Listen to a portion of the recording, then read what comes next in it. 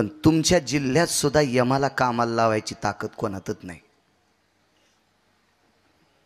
काय तुमच्या जिल्ह्यात एखादा माणूस किती यमाला कामाला लाईल आणि यमाला कामाला लावायची ताकद होती तर तुमच्या जिल्ह्यात बी काऊन कोरोना आलता? मेले की नाही माणसं तुमच्या जिल्ह्यात? हो डॉक्टर साहेब. नाही, माझ्या तुकोबारायांनी दक्षिणेच्या राजाला कामाला लावलं. नुसता कामाला नाही तर पहाटे सकाळी कामाला आल्या मुजरा करीत होता. काळ गुलाम सलाम करी तुकया घरी राबत दे, तुकया घरी राबत दे, तुकया घरी राबत दे.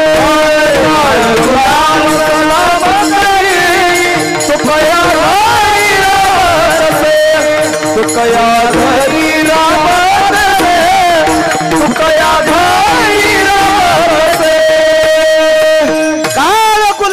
सलाम करी तुकया घरी रावत असे.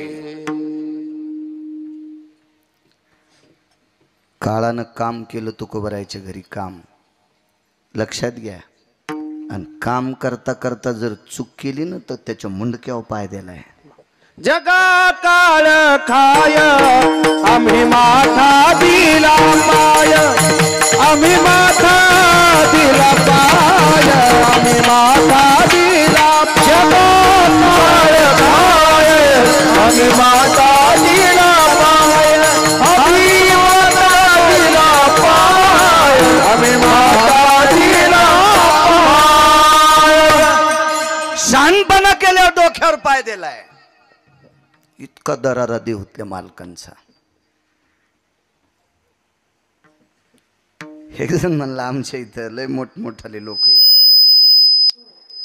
मोठा लोक तुझ्या घरी आले म्हणजे तुला काय देतात? आणि आतापर्यंत मोठाल्याने येऊन काय दिले तुम्हाला? तुमच्यामुळे ते मोठे झाले. तुम्हाला काय दिले त्याला? आणि एरही मोठाले लोक टाइम पडल्या जिला दिसत नाही तिच्या पण पाया पडत. आमच्याकडे लक्ष ठेव. हेच मोठाले असतात ना. मोठा कोणाला म्हणायचं? गोळ्या संपल्यासारखं वागायचं नाही आपण. तुम्हाला आणि मला इथं किती दिवस ठेवायचं आणि मळ्यात नेऊन कोण्या दिवशी फुकायचं ज्याच्या हातात ते तो जगातला मोठा आहे. आणि तो जगातला मोठा तुकोबारायच्या घरी मनानं यायचा. पाहुणे घरासी आजी आले ऋषिकेशी, काय करू उपचार खूप मुडकी जर्जर. निर्वाण प्रसंगामध्ये कालच्या विजेला बापूसाहेब मालकांनी गोड सांगितलं. याच्यावर गोड.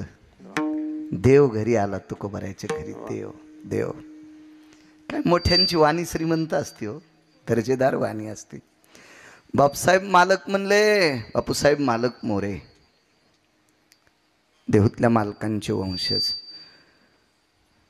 ही सगळी संत देव 33 कोटी देवता घरी आल्याच्या नंतर इंद्रायणी मातेला सांगितलं तू माठात प्रवेश कर. माठात खालून जाळ लावला आणि पात्रात प्रवेश केला. आईसाहेबांनी पात्रात प्रवेश केला. अग्नी पाणी तापत होता आणि कण्या शिजत होत्या. काय पुरुषार्थ महाराज. कण्या खाल्ल्या देवानं. कण्या कण्या कण्या दरदरीत पाण्या माझी रांधियल्या कण्या. काय ताकद आहे. एवढा तुकोबारायचा पुरुषार्थ. आपल्याकडे येऊन येऊन एखादा गिरगावकरांनी फोन केला तर एखादा मंत्री येईन. मी कार्यक्रम ठेवल्या 10-5 रुपये देऊन जाईन. काय करीन दुसरं? दुःख निवारण करण्याची ताकद त्याच्या तेच गोळ्या खाऊन झोपत. इतका ताण असतो त्या बिचाऱ्या लोकायला की त्याला गोळ्या खाल्ल्याशिवाय संध्याकाळची झोप येत नाही. आणि ते माया कमराचं काय नीट करीन? विश्वाचा बाप तुकोबारायकडे यायचा. काय पुरुषार्थ आहे महाराजा.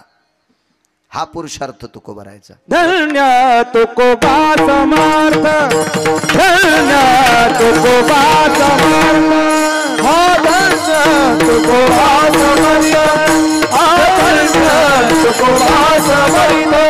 हो त्याने केला हा पुरुषार्थ.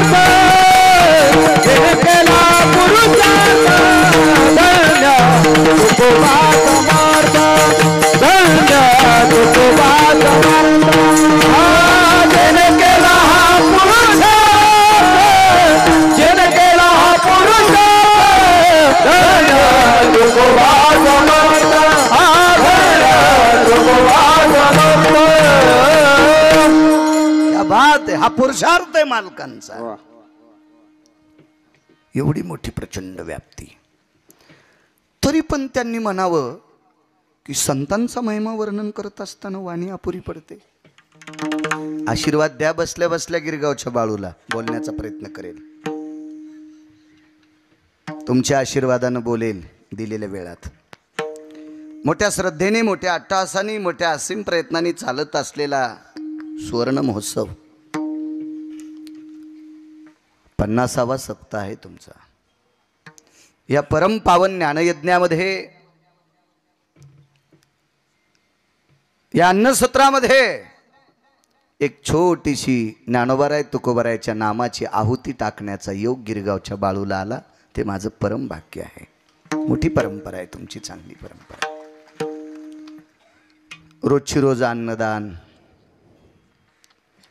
ह्या गोडशा परंपरा तुमच्याकडे. मला वाटतं आजचं यजमान ज्यांच्याकडे श्री राजेंद्र अंकुशरावजी शिंदे बरोबर आहे, आज ते यजमान आहेत, त्यांच्या वटीत टाकलंय आम्हाला. श्रीयुत श्री राजेंद्र अंकुशराव शिंदे, त्यांनाही धन्यवाद. तुमच्यामुळे इथे येण्याचा योग आला.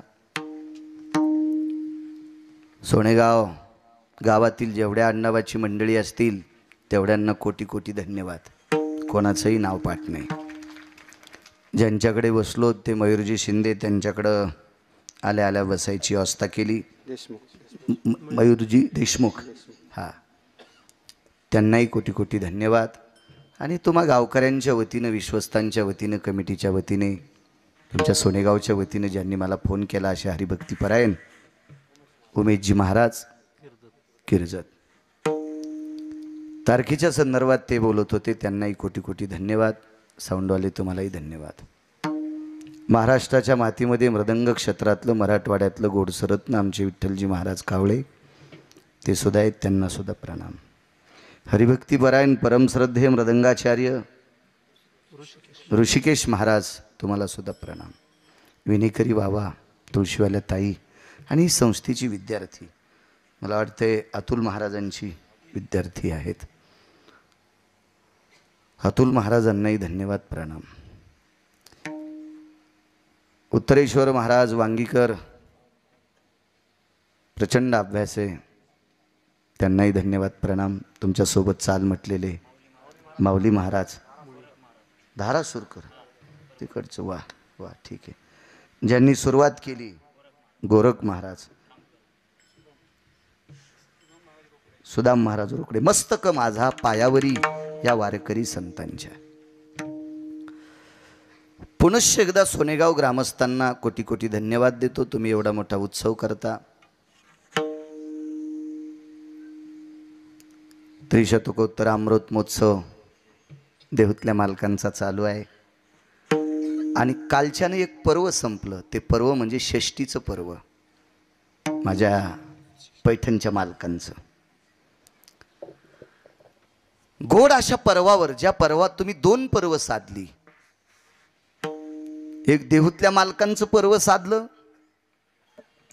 आणि पैठणच्या मालकांचं सुद्धा या तुमच्या अमृत महोत्सवामध्ये ते पर्व येते. पुण्यवान आहात, चांगलं मुहूर्त आहे. साधला हा पर्व काळ, गेला अंतरिता मळ, गेला अंतरिता मळ, गेला अंतरिता मळ. साधला हा पर्व काळ, गेला अंतरिता मळ, गेला अंतरिता मळ, गेला अंतरिता मळ. वा, साधला हा पर्व काळ.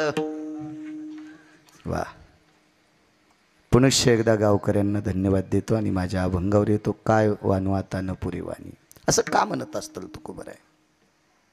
काय असेल बरं एवढं संतांकडे की ज्या अर्थी तुकोबाराय वाणी पुरत नाही म्हणतात?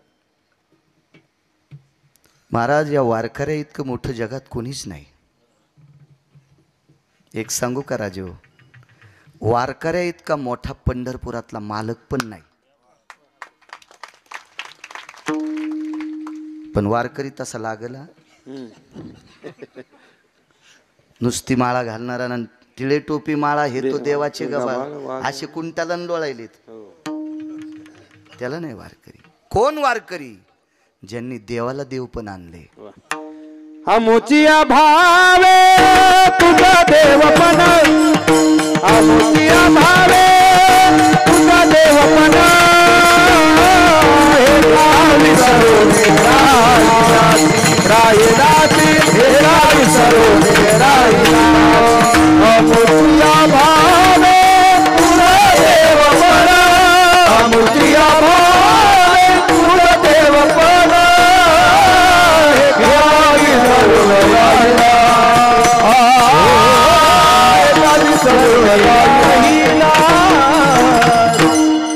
हे देवा तुला देव पण आमच्यामुळे आले. मालकांचं वाक्य किती संत मोठी आहेत. कुळीची हे कुळदेवी केली ठावी संताने. एक माहिती आहे का तुम्हाला, एखादा आमदार असेल, एखादा खासदार असेल, एखादा मंत्री असेल, त्याचे देव कोण असतात माहिती आहे का? त्याचे कार्यकर्ते त्याचे देव आहेत. पदावर बसल्यावर त्या आमदारानं, त्या खासदारानं, त्या मंत्र्यानं, कार्यकर्त्याला नाही इसरायल पाहिजे. हो, कारण ते त्याचे देव आहेत. त्याला मोठं करणारे ते देव आहेत. आणि माझ्या पंढरीतल्या मालकाला मोठं करणारे ज्ञानोबाराय तुकोबाराय हे देव आहेत.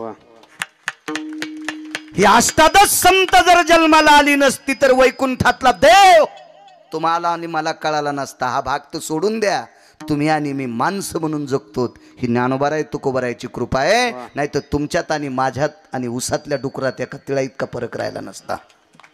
ही सगळी जर कृपा असेल तर ही ज्ञानोबाराय तुकोबारायची महाराज. देवाला देवपण देण्याची ताकद. आपण मोठ्या श्रद्धेने विटीवरच्या मालकाच्या चरणावर डोकं ठेवतो. महाराज आपल्याला देव आहे म्हणून कळाला. ही ज्ञानोबाराय तुकोबारायची कृपा, यांच्यामुळे देव म्हणजे देवालाही मोठं करण्याची ताकद संतात. इतकी मोठी संत आहेत, ही तेवढी मोठी वारकरी आहेत. हे वारकरी इतकं मोठं कोणीच नाही. म्हणून तर निळोबाराय म्हणले मस्तक माझा पायावरी या वारकरी संतांच्या. महाराजाच्या म्हणले नाही ते, नाही वारकऱ्यांच्या. महाराज भजे तळणाऱ्याला बी म्हणतात. महाराज भजे तळणाऱ्यालाही म्हणतात, भजे तळणाऱ्याला नाही. वारकरी मात्र वारकरी. ते अधिकारी मोक्षाचे पंढरीचे मग वारकरी कोण्याही जातीचा असू द्या. गंगाखेडच्या मालकीन म्हणतात हो का उत्तम चांडाळ त्याचे पायी माझे कपाळ त्याचे पायी माझे कपाळ त्याचे पायी माझे कपाळ. हो का उत्तम चांडाळ त्याचे पायी माझे कपाळ त्याचे पायी माझे कपाळ त्याचे पायी हो का उत्तम चांडाळ त्याचे पायी माझे कपाळ. हो का उत्तम चांडाळ त्याचे पायी माझे कपाळ. उत्तम चांडाळ त्याचे पायी माझे कपाळ त्याचे पायी माझे कपाळ. हो का उत्तम चांडाळ त्याचे पायी माझे कपाळ त्याचे पायी माझे कपाळ त्याचे पायी माझे कपाळ. ए उत्तम कुळातला आहे का चांडाळ कुळातला आहे? वारकरी आहे ना, त्याच्या पायावर माझं डोकं आहे. पंढरीचे वारकरी त्यांचे पाय माझे शिरी. जनाबाईंचं वाक्य माझ्या गंगाखेडच्या मालकिनींचं. का अधिकार देव जेवत होता नामयाची जनी कोणतीये भाव जेवी पंढरी राव तिये सवे. आणि त्या म्हणतात वारकरी असू द्या कोण्या जातीचा, पण वारकरी पाहिजे. त्याच्या पायावर माझं डोकं. याता याती धर्म नाही विष्णुदासा निर्णय तो आईसा वेदशास्त्री. महाराज वारकऱ्याला जातीचा संबंध नाही. काय दर्जा आहे, किती मोठे वारकरी. देवाईपेक्षा मोठं सूत्र वारकऱ्याचं. सद्गुरु भानुदास महाराज वारीला निघाले. काल बोलून गेलतो मी. वारीला चालले. वारी करतो तो वारकरी. वारी चालू असल्यावर श्राद्धाचे कीर्तन हाणतो. त्याला हपक्या म्हणावं लागेल. मला वाटतं नाही जरी गेलं तरी हरकत नाही, पण वारीच्या काळात इकडं कोणी म्हातारे मेल्यावर खिशाबाद घरीच राहायचं पप्याच्या माईला बोलत. कारण काळ आता आंधळा नाही महाराज, एका सेकंदात कळतंय कोण कुठेहीच काय नाही. त्याला आमच्या मोबाईल नाही कळत, पण तुमच्यावर कळतंय ना. आमचा ब्रह्मचारी मोबाईल आहे, याच्यात काही कळत नाही, पण चांगला आहे. याच्यात घाण येत नाही आणि याच्यातलं बाहेर जात नाही. तुमच्याचा काय भरोसा नाही, काय जाईल कोणीकडे मिळच नाही. घ्यायला काय मी केवढा घेईन, कशाला म्हातारपणी गाऊन घालायचं आता.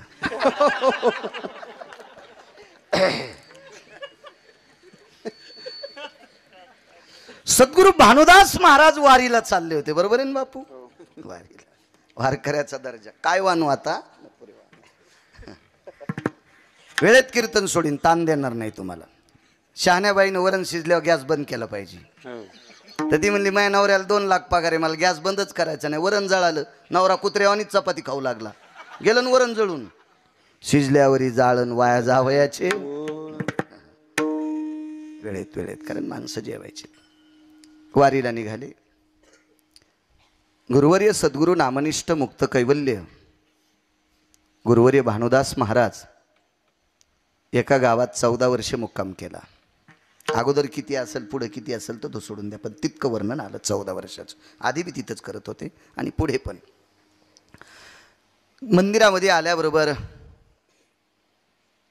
त्या गावामध्ये मारुतीरायाच्या मंदिरामध्ये देवाचं दर्शन घेऊन अभंग म्हणून संतांचा खुंटीला विना अडकवायचा, आपली पडशी अडकवायची, हातपाय धायचे, थोडं बसायची. गावातली काही 4-2 वारकरी यायची, भेटायची माणसं, त्यांना भजन व्हायचं आणि मग एका घरी ते प्रसादाला जायचे. गेल्या 14 वर्षापासून एकाच घरी त्यांचा प्रसाद, एक दिवसाचा प्रसाद त्यांच्याकडे असायचा. सद्गुरू भानुदास महाराज जेवायला बसले, वर्ष 14वं होतं त्या घरचं. आणि अर्ध जेवण झाल्याच्या नंतर चालू होतं जेवण, अर्ध जेवण आटपलं. तेवढ्या अवकाशात एक बाळ रडत होतं, एक लेकरू रडत होतं आणि ते फार जोरात रडत होतं. बाई, त्या लेकराला घ्या ना कोणी. खरं तर त्या घरचं नव्हतं बरं ते लेकरू, कारण घरं छोटी छोटी असायची ना. तो काळ किती फार जुना काळ आहे, तो छोटी छोटी घरं असायची. बाजूच्या लेकराचा रडण्याचा आवाज यायचा. बाहेर गेल्यानं आवाज दिला, अगं लेकराला घ्यावं.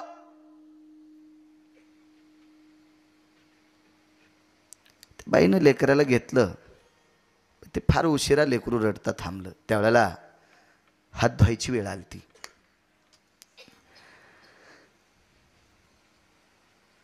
शेवटचा घास भातानी शेवटचा भात घेत होते.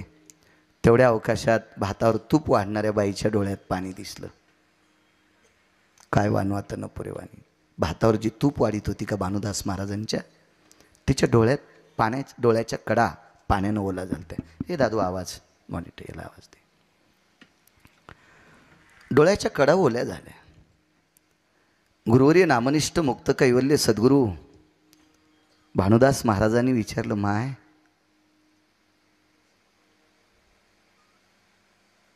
मला जेवायला वाढताना तू रडते का ग? हुंदका दाटून आला. महाराज, बाजूच्या घरात जसं लेकरू रडलं का, तसं आमच्या घरात पण रडावं. तसं आमच्या घरात सुद्धा बाळ रडावं, म्हणजे या घरात बाळ नव्हतं. गेली 14 वर्ष झालं माझ्या मुलाचं लग्न झालंय आणि आमच्या घरात एखादं चिमुकलं यावं आणि आमची परंपरा त्यानं चालवत ठेवावी. वारकऱ्याचं घर आहे. गळ्यामध्ये तुळशीच्या माळा असलेली ती बाई होती. मांसाहाराचं घर नव्हतं ते, शाकाहाराचं घर होतं, वारकऱ्याचं घर होतं. भानुदास महाराजांनी जेवण आटपलं, हात धुतला, आतमध्ये आले. अन्नदाता सुखीन संतो. येऊन बसले, आपलं शर्ट घातलं आणि मंदिराकडे जाता जाता त्या बाईच्या डोळ्याच्या कडा अजून काही कोरड्या झालेल्या नव्हत्या. तिला वाटलं आपण एवढा प्रश्न टाकला, अजून काही उत्तर आलं नाही महाराजांकडनं, वारकऱ्यांकडनं.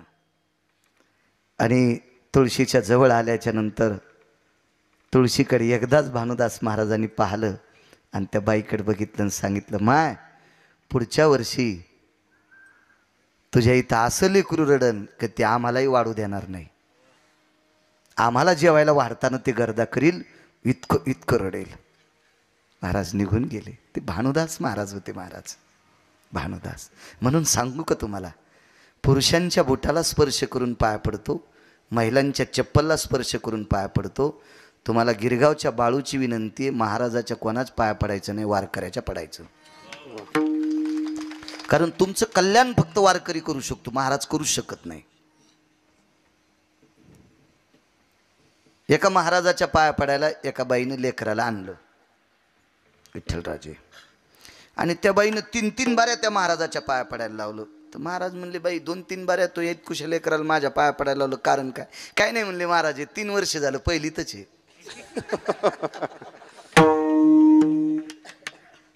यानं दुसऱ्या वर्गात जावा असा त्याला आशीर्वाद द्या. तर महाराज म्हणले 20 वर्ष झालं माझ्याच पोराला मेंदूच्या गोळ्या चालू आहेत. शिनाले ते गेले शिनालिया पाशी त्याची झाली गती दोघाईची, त्याची झाली गती दोघाईची. शिनाले ते गेले शिनालिया पाशी त्याची झाली गती दोघाईची, त्याची झाली गती दोघाईची. शिनले ते गेले शिनलिया पाशी, त्याची झाली गती दोघाईची. उघड्याच्या घरी गेलं ते म्हणला, मला हिव वाजायला एक रग दी. ते लांबून आले, त्यांचं काय ना, शांताराम कदम, शांतारामजी कदम, शिवसेना लांबून आले. मग अशी फोन आलता आपल्या, हे पडतं रे डॉक्टर साहेब 72-73 किलोमीटर. काय बाळाचं ऐकायला आले काय म्हणलं. ते म्हणले फोनवरच पाहत होतो, आज जित्ता बाळू पाहायचाय. विठाला विठ्ठल विठ्ठल विठ्ठल. आणि इतका रगील पुन्हा.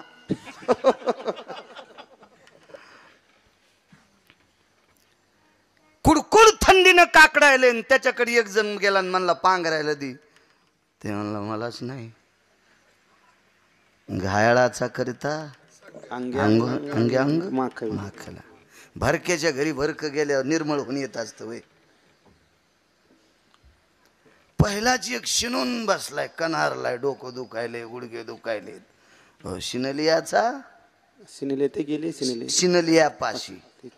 आणि ते पहिलंच थकलेले. हे म्हणला मला थकवा आलाय. ते म्हणला आता काय करू तू, दोघं थकलेले. कसं काय थकवा तू? जो मूळ व्याधे पिढीला त्याची देखोने हसे खरदुला, त्याची देखोने हसे खरदुला, त्याची देखोने हसे खरदुला.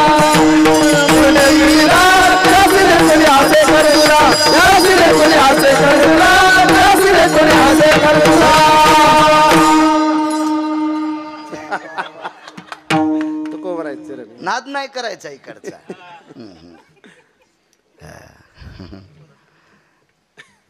ते इकडं नाही, झलक धिकला हे ते नाही इकडं. इकडं प्रमाण आहेत. जो मूळ व्याधे पिढीला त्याशी देखोने हसे खरदुला. दोघं जिकून तिकून कुत्र्यावानी कुठं ढोपर घासीत आहे, इकून इकून ते मूळ व्याधीवाल्याला हसायले. तो काय नीट करीन ते बदग्या. विठाला विठाला. याच्यातून मुक्त व्हायचं असेल तर वारकऱ्याच्या पाया पडा. क्या बात आहे. भंगिऱ्याच्या पाया पडू नका, वारकऱ्याच्या पडा. वारकरी संत तुळशीकडे पाहिलं का? कारण ही तुळस पंढरपुरातल्या मालकाला आवडत होती. म्हण माय माझा संदेश सांग पंढरपुरातल्या मालकाला. ए तुळशी माय सांग पंढरपुरातल्या मालकाला संदेश. या बाईच्या घरी पुढच्या वारीला आल्या लेकरू रडावं. आले 15व्या वर्षी भानुदास महाराज आले. आले राजे होय, महाराज नाहीत करू शकत. एका महाराजांकडे ज्ञानसूर्य गुरुवर्य रंगनाथ गुरुजी परभणीकर गेलते. नाव ऐकून असाल तुम्ही, रंगनाथ गुरुजींचं नाव. महाराज ज्ञानोबराय तुकोबरायच्या नंतर विटेवरचा देव जर कोणी कळून दिला असेल तर तो रंगनाथ गुरुजी परभणीकरांनी कळून दिलाय. मूर्तिमंत ज्ञानोबा आहे रंगनाथ गुरुजी परभणीकर. मूर्तिमंत तुकोबा आहे रंगनाथ गुरुजी परभणीकर. मूर्तिमंत नाथ बाबा रंगनाथ गुरुजी परभणीकर. काय प्रचंड व्यासंग होता भक्तीचा. आनंद आश्रमात तिकडं काशीला गेले. तिथे एका शास्त्रींची भेट झाली. ते काही शास्त्री साधे नव्हते. त्या शास्त्रीचा कंठ शेकण्यासाठी सरस्वती येत होती. ब्रह्मकन्या सरस्वती. सरस्वती काय विद्वत्ता असेल त्या शास्त्रींची. त्या शास्त्रीचं नाव होतं राजराजेश्वर शास्त्री. आणि गुरुजींची भेट झाल्याच्या नंतर संवाद सांगतोय. ते गुरुजीला म्हणले तुम्ही एवढे ज्ञानी आहात, काय तुमची ती माळ. गुरुजीची माळ ठोकर होती आणि बेंबीच्या खाली असायची. हो, काहीला माळ बारीक घाला वाटते, पाकिट मोठं आवडत. किती यम हानी ना आम्हाला आहे का नाही. हो, बायका गळ्यात पोत्तरी ठोकर घालतात, इतकी बारीक माळ. रुतती का तुला? पाकिट कसं रुतत नाही मग? नका मोठी घालू, पण जेवायला बसल्यावर, एखाद्या पूजेला बसल्यावर निदान लोकायला कळावा हा वारकरी. हो, आणि माळीची लाज कशाला? ह्या माळीमुळेच आपलं अस्तित्व आहे. महाराज, ज्या घरच्या बाईची चप्पल पाहायला भेटत नाही त्यानं आपल्याला वरची रूम साफ करून दिली, फक्त माळीमुळेच दिली ना. क्या बात. माळ गळ्यात नसती तर त्या घरी येऊ दिलं असतं का आपल्या आम्हाला? नाही. म्हणून माळीसाठी आपण लाजायचंच नाही. माळ गळ्यात असली पाहिजे. काही काही बायकायला कुंख लावायचा लयच कटाळा. दागिने भरपूर घातले, एखाद्या संक्रांतीला मंदिरात तिला कोणीच वाण नाही दिलं. उलट्या द्वारकाबाई म्हणल्या, चतुरा कवा गेले मालक? ती म्हणली, बाई जित्तेच येत ना, मी वाण द्यायला आले, मग कुंकू काऊन नाही लावलं? कुंकवा नाही ठाव मने मी आहे व, मने मी आहे व, मने मी आहे व. कुंकवा नाही ठाव मने आहे व, मने आहे व, मने आहे व. महाराज, कुंखवा नाही ठाव म्हणे मी आहे. कपाळाला कुंकू लावित नाही, तिला सौभाग्यवती कसं म्हणता येईल? नाही, कुंकू लागेल महाराज. आपल्या गळ्यात माळ असावी. गुरुजींची मोठी माळ, मुद्रा लावलेल्या. काय ते गुरुजीचं वैभव. महाराज गुरुजींचं स्वरूप पाहिल्याच्या नंतर श्रुती आरती करत होती. श्रुती, काय तेज असेल त्या शरीरामध्ये, काय नाविन्य असेल त्या पिंडामध्ये. आणि महाराज राजराजेश्वर शास्त्री वेदाध्ययनामध्ये, शास्त्राध्ययनामध्ये, पुराणाध्ययनामध्ये अत्यंत प्रचंड विद्वान व्यक्ती. पण त्यांनी विचार केला, आपल्यापेक्षा कितीतरी पटीनं गुरुजींकडे ज्ञान आहे. गुरुजी असं साधका राहतात. पंढरीतले वारकरी दिसायला साधे, पण ते अधिकारी मोक्षाचे. हे बाकीकडे दिसायला लय आबरे गबरे. पपेची माय भेईन, पपेची माय कळती ना, त्याची बायको. वारकऱ्याचा दर्जा मोठा असतो महाराज, खूप मोठा दर्जा. तुम्हाला एक सांगू का, या देशाचे पंतप्रधान सुद्धा वारकऱ्याच्या पाया पडतात. क्या बात. नामनिष्ठ मुक्त कैवल्य सद्गुरू कुरेकर बाबांकडं गळ्यात सोनं आहे का? त्यांना अंगठ्या आहेत का? त्यांना ब्रासलेट आहेत का? त्यांना लॉकेट आहेत का? नाही. फक्त कपाळाला गोपीचंद आणि गळ्यामध्ये तुळशीची कंठी आणि जिभेवर ज्ञानोबाराय तुकोबारायचं नाम. म्हणून या देशाचे पंतप्रधान सुद्धा त्यांच्या पायावर वागतात. ही वारकऱ्याची ताकद आहे. इतका मोठा दर्जा आहे वारकऱ्याचा, इतका मोठा दर्जा आहे. चला पुढे.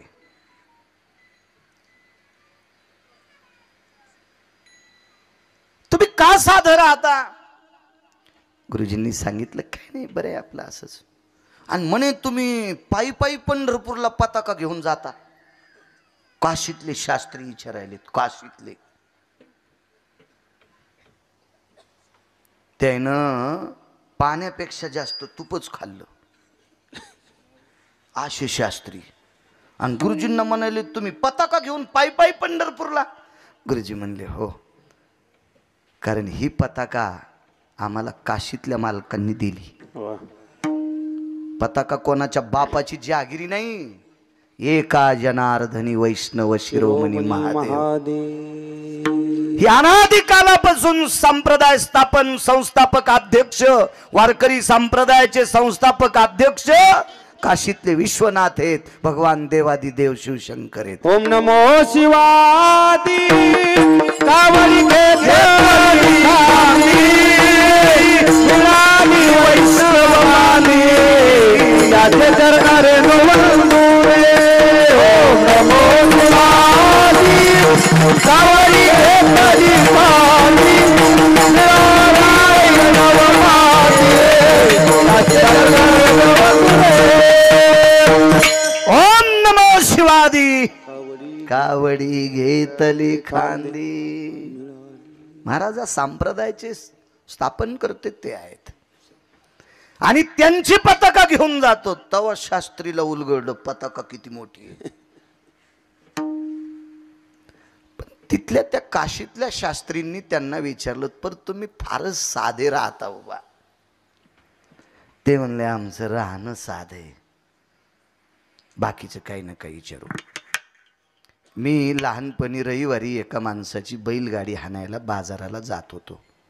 त्यांच्याकडे मिरच्या जास्त असायच्या हिरव्या, आणि मग त्यांच्याकडे 10-5 पोते शिल्लक निघले की मला ते रोजानं न्यायचे. 9 रुपये रोज होता. बैलगाडी हाणायचा नाद होता, छंद, म्हणून तर शेती लय जोमात करतो. इतका रगिलो आणि बोलतो. एक जण म्हणला बाळू महाराजाच कीर्तन घ्यायचंच नाही. अरे जाय म्हणलं सुंबळ्या, तुला 30 गाव पठ्याल 36 गाव, तू तिकडचा भाग तूच घेतो याकडं. मै मला काळी माय आहे, ती जगवीन मला. तू कोण? तू ह्याच बायकोची ठुलेली दागिने वापस आण. तू मग काय भलं करणार आहेस. बैलगाडी घेऊन गेलोत. 6 बैलगाड्या होत्या. त्यांना गुळ घ्यायची इच्छा झाली. मोठा माणूस होता, पैशावाला, पण साधा पांढरा फेटा, बिना इस्त्रीचं शर्ट आणि असली धोतर नव्हती ना, मग ते मांजर पाटाची, ती धुवून धुवून पांढरी व्हायची. सुरुवातीला गव्हाळ रंगाची असायची अशी धोतर. साधा माणूस. आणि मला शाळेचा ड्रेस होता, जनार्दन विद्यालय 4 ठाणा. हो, एकाच शाळेत होतो आम्ही 2 जण. लाल पॅन्ट पांढरं शर्ट नेमकंच घेतलेलं होतं. आणि ते पण 14 रुपये मीटरची पॅन्ट. ती का लय भारीची थोडीच होती, तिथंच गाड्यावर घेतलेली. हो, गाड्यावरच्या दुकानाला काय काय हसत आहेत, पण गाड्यावरच्या दुकानानंच गरिबाईचं भलं केलंय. शोरूम मधले कपडे सगळ्याला कसे भेटते, गोर गरिबाचे अंग झाकले ते गाड्यावरच्याच कपड्यानं. नवं होतं पॅन्ट शर्ट, बारीकसा दिसायला. इतकी ढेरी नव्हती तो मोठी. मला म्हणले बाळू आपल्याला गुळ घ्यायचा. म्हणलं चला अण्णा. गेलोत. काय क्विंटल गुळ आहे? तर ते दुकानदार म्हणलं खान घरी जा, एवढा एवढा खान घरी जा. ते म्हणले नाही हो, मला घ्यायचा आहे 20 क्विंटल गुळ घ्यायचा, माझ्याकडे 5-6 गाड्या आहेत, त्याच्यात जातो गुळ घरी. बरं हो, वा पुढं. मी म्हणलं काय झालं? काय नाही म्हणले, त्याला गुळ घ्यायचा म्हणलं. ते म्हणलं इतका इतका खान घरी जा. वारकरी दिसायला जरी साधे असले ना, तर वारकऱ्याचा दर्जा किती मोठा आहे ते पुढे कळलं. ऐका. मी म्हणलं अण्णा मी एकदा बोलू का? अरे जाऊ दे म्हणले, मला नाकारलं ते, तुला काय बोलत, जाऊ दे. मी गेलो मी म्हणलं दुकानदार काय रे भया? ते मला भया म्हणलं. आणि जे विचारायला गेलतं का, जे विचारायला गेलतं का त्याचा मी नौकर. मला 9 रुपये रोज, सकाळपासून तर संध्याकाळी 10 वाजता बैलगाडी शेलून घरी यायची. तो होरक मग पिना पारडा 9 रुपये. बोंदऱ्याला चिटकलेला गुळ खाल्ला. वापस येताना ढेकूळ फोडायची ताकद असती वय, ढेप फोडायची. काळ होता विचित्र. काय रे भैया? म्हणलं काय नाही, गुळ घ्यायचा आहे 25-30 क्विंटल. बर बर बर बर बर कस काय? म्हणलं काय नाही, आमच्याकडे कार्यक्रम काय नाही, पण घेऊन ठेवायचा, भाव वाढ्या विकायचा. बरं कधीपासून करतोस? काही नाही म्हणलं, आमचे बाबा करतेत. बाबा आमचे 90लाच गेले, पण कुठं त्याला सांगू. आता ज्यानं 9 रुपये रोजदारी दिली ते आपल्या दिवसभराचा बाबाचे ना, आपला मालक आहे पोटाचा तो, त्याला तरी वाईट कसं म्हणायचं. बर बर बर काय क्विंटल? एवढ्या क्विंटल. सगळा जर घेतला तर ह्या भावानं बैलगाडीत भरून देताल का? हो येतो म्हणलं इसार घेऊन. लहान भाव ठरला हो. काय भाव एवढ्या? बैलगाडीत टाकून द्यायची बोली का? म्हणलं हो बैलगाडी पॅक करून द्यायची बोली. इसार द्या ना. इसार कशाला म्हणले? सगळेच पैसे मोजन पैसेच घे. हे अण्णा सोबत असल्याच्यानं तुम्हाला एकदा सांगितलं ना तुम्हाला गुळ द्यायचा नाही. मी म्हणलं चंडाळा हेच मालक आहेत. आणि आमच्या अण्णान पटका काढ्याबरोबर बंडल काढू. दुकानदार पायाचं बोट नव्हतं तोंडात घालीत, हाताचं नाही. दुकानदार गुळाचा दुकानदार, अंगुठा चोखू लागला, पायाचा अंगठा दिसायला मळकट मठारून पटक्यातून बंद काढले. काही काहीचं असंच असतंय. आणि काही काहीचं वरून झकपकन घरात 12 तिळू फिरायला. इतकी कडक टोपी घालतो की ऊस तोडता येईल, आणि पप्याची माय 7 भाईच्या मिरच्या खुरपायला. आणि कपडे तर इतके ताईट, आणि घरात 12 तिळू फिरतो. आणि काहीच धोत्राला गाठीन बँकेत कोटी.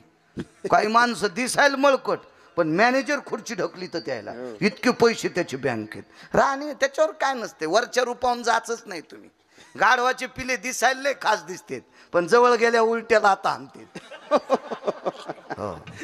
उलट्याला आता उलट्या. गाईचे वासर कुरवाळा ना शरीर शुद्ध होते. असं असतं काही काहीच. महाराज त्या शास्त्रींना वाटलं गुरुजी काय काय काय परिस्थिती. गुरुजी मग कळाले.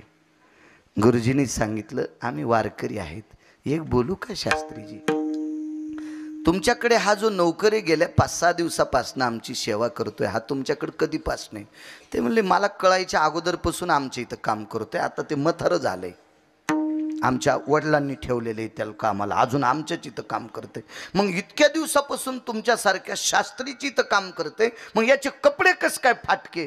ते शास्त्री म्हणले ते फुटक्या नशिबाचं आहे. आम्ही दिलेला पगार त्याला पुरतच नाही. माझ्या गुरुवर्य ज्ञानसूर्य रंगनाथ गुरुजींनी एका निष्ठावंत महाराष्ट्रातल्या वारकऱ्यांनी काशीतल्या शास्त्रीला सांगितलं, तुमचा कंठ शेकण्यासाठी जर सरस्वती येत असेल तर तुम्हाला याचं प्रारब्ध बदलता येत नाही का? तुम्हाला याला श्रीमंत करता येत नाही का? ते म्हणले ते नाही आम्हाला करता येत. मग आमची ताकद आहे का? आमच्या गळ्यातली माळ मोठी असेल, आमच्या खांद्यावर पताका असेल, आम्हाला जिथं मुक्काम पडा तिथं एखाद्या वारजीच्या दारात तुळशी वृंदावने तिला आम्ही मधुकरी एक भाकरी मागू आणि मंदिरात आणून खाऊ. आम्ही साधी माणसं आहेत. आम्ही भोपळ्यात नदीचं पाणी आणून पिणारी माणसं आहेत. आम्ही लोणचाच्या फोडीसोबत भाकरी खाणारी माणसं. आम्ही हिरव्या मिरचीसोबत भाकरी खाणारी माणसं. आम्ही कोरड्या चटणीसोबत भाकरी खाणारी माणसं. आम्हाला 4 दिवसाची वाळलेली बाजरीची भाकरी जरी मधुकरीत दिली तरी आम्ही ती अमृत म्हणून खाणारी माणसं आहेत. आम्ही इतकी साधी आहेत, पण आमचा अधिकार आहे का ना? भानुदास महाराज वारीला जात असताना काय असेल हो खाला? आणि त्या भानुदास महाराजांनी तुळशीकडे बघून त्या बाईला सांगितलं, बाई पुढच्या वारीला आल्यावर तुझ्या इथं लेकरू रडल. महाराज 15व्या वारीला गेले आणि बाईनं येशीपासून फुलं टाकले. बाईच्या नवऱ्यानं येशीपासून फुलं. भानुदास महाराजांचं स्वागत केलं,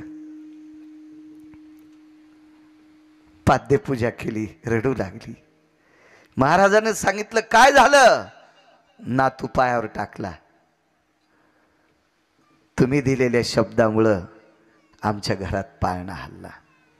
श्रुती नावाची पत्रकार, जगातली पहिली पत्रकार. आपल्याला मगाशी एक पत्रकार बांधव भेटले, वरी आलते सोय करण्यासाठी. हो इथलेच होते ते. तर या जगातला विठ्ठलराजे पहिली पत्रकार कोण असेल तर श्रुती नावाची पत्रकार आहे. या श्रुती नावाच्या पत्रकाराने ब्रह्मदेवाला प्रश्न केला, काशीतल्या मालकांना प्रश्न केला आणि पंढरीतल्या मालकाला प्रश्न केला. या घरी गेल्या 14 वर्षापासून बाळ नव्हतं, होणार होतं का? पंढरपुरातल्या मालकानं सांगितलं नाही, काशीतल्या मालकानं सांगितलं नाही. आणि ज्यानं जन्म घातलाय त्याला बायडाटा तर सगळाच पाठ. 7 जन्मापर्यंत नव्हतं म्हणजे. गाईचा जन्म भेटला तरी वासरू होणार नव्हतं, शेळीचा जन्म भेटला तरी पिलू होणार नव्हतं, म्हैशीचा जन्म भेटला तरी लेकरू होणार नव्हतं. पुरुषाचा तर सोडून द्या म्हणजे 7 जन्मापर्यंत. कोण कोणाला सांगायलंय? या महाराष्ट्रातला वारकरी एका प्रचंड शास्त्र पुराण वेद अध्ययन करणाऱ्याला सांगतोय, हा आमचा पुरुषार्थ आहे. आमच्यातल्या एका वारकऱ्याने देवाचा निर्णय मोडला, काशीतल्या मालकाचा निर्णय मोडला आणि सत्य लोकाच्या मालकाचा निर्णय मोडला आणि त्या घरचा पाळणा हलीला. पण श्रुती नावाची पत्रकार फार हुशार, प्रचंड हुशार, प्रचंड. त्या श्रुतीनं प्रश्न केला, मग पंढरपुरातला मालक यांना मुलगा देऊ शकत नाही, काशीतला मालक यांना मुलगा देऊ शकत नाही, सत्यलोकाचा मालक मुलगा देऊ शकत नाही, तुम्ही कसं काय दिला? महाराजांना सांगितलं, आतापर्यंत केलेल्या निखळ वारीचं पुण्य, त्या पुण्यानं हौद भरला आणि त्या हौदातलं वंजळभर पुण्य काढलं आणि ह्या बाईसाठी सांडलं. सांगा पुरावा. दिल चाले वाचा जय मागिल्यात पाता, जय मागिल्यात पाता, जय मागिल्यात पाता. दिली चाले वाचा जय मागिल्यात पाता, जय मागिल्यात पाता, जय मागिल्यात पाता. दिली चाली वाचा म्हणजे तोंडानं जे बोलले, वाचा सिद्धी पावाल, आज्ञापक व्हाल. पण दिलेला शब्द खरा करण्यासाठी शय मागिल्या तपाचा वारीचं पुण्य होतं. विठ्ठल महाराज ते पुण्य खर्च केलं मुठभर आणि त्या घरी लेकरू रडायला पात्र ठरिलं.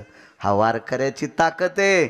मग गुरुवर्य ज्ञानसूर्य रंगनाथ गुरुजी लघुशंकेला चालले होते. पायात बूट घातलेला होता, बांधीव बूट होता गुरुजीचा, जुन्या काळातला बांधलेला बूट होता. म्हणजे एक चर्माचा व्यवसाय करणारा व्यक्ती बुट बांधित होते. आपल्या परिसरात प्रचंड बूट बांधायची व्याप्ती होती मराठवाड्यात. आणि ते खाट खाट वाजणारा बूट घालून गुरुजी लघुशंकेला चाललेत आणि बूट पाहत असताना राजराजेश्वर शास्त्रीनं लोटांगण घातलं. महाराज ज्या शास्त्रीचा कंठ शेकाल सरस्वती येत होती, सरस्वती, त्या शास्त्रीनं गुरुजीच्या पायात बूट असताना लोटांगण घातलं. गुरुजी काय दर्जा आहे वारकऱ्यांचा. आणि म्हणून गुरुवर्य ज्ञानसूर्य रंगनाथ गुरुजींना गुरुजी पदवी काशीतून प्राप्त झाली. तिथून पुढे गुरुजी नाव पडलं रंगनाथ गुरुजी. दृष्टांत संपला. महाराज माझ्या देऊतल्या मालकांनी म्हणावं, जो पंढरीतला मालक काम करू शकत नाही, जो काशीतला मालक करू शकत नाही, जो सत्यलोकाचा मालक करू शकत नाही, तो महाराष्ट्रातला संत वारकरी करू शकतो. या वारकऱ्याचं मी काय वर्णन करू, त्याच्यापेक्षा त्या पायावर डोकं ठेवणं उचित मानतोय. म्हणून पहिल्या न पुरे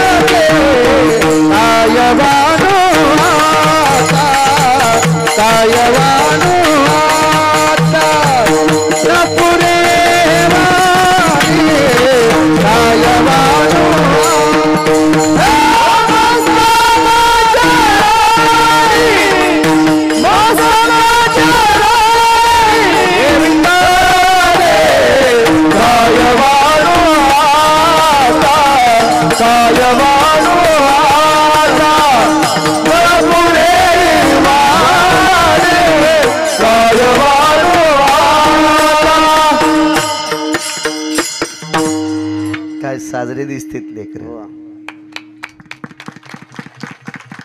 उद्या गिरगावचा बाळू मेल्यावर हेच कीर्तन करायचं भविष्यातले. जपावारकऱ्यांना एकाची वाणी घसरली परवाला. ते म्हणला हिने करायला काय पैसे द्यायचे, पकोद्याला काय पैसे द्यायचे, भजन्याला काय पैसे द्यायचे, महाराजाला काय पैसे द्यायचे. हो त्याचे लेकरं बाळ तुझ्या घरी आणून घालायचे. तुला तू हेच सांभाळीन तर तू सांभाळ तू काही यायचे. काय वाण्या जात्याल कोणाच्या कोणीकडं काही मिळच नाही. हे जपा यांना जपा जपा. एक लक्षात ठेवा,